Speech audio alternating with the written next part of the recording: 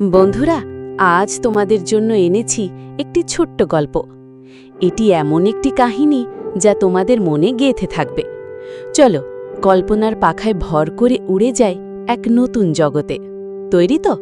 তাহলে শুরু করছি আমাদের আজকের ছোট্ট গল্পটি। একদিন ফাতিহা মাঠে খেলছিল।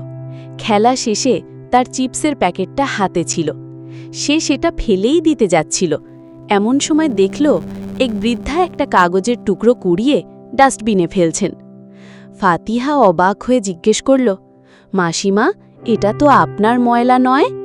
বৃদ্ধা হাসলেন, ময়লা তো সবার সোনা, পৃথিবীটা আমাদের সবার ঘর। ঘর পরিষ্কার রাখা কি আমাদের দায়িত্ব নয়? ফাতিহা লজ্জিত হল।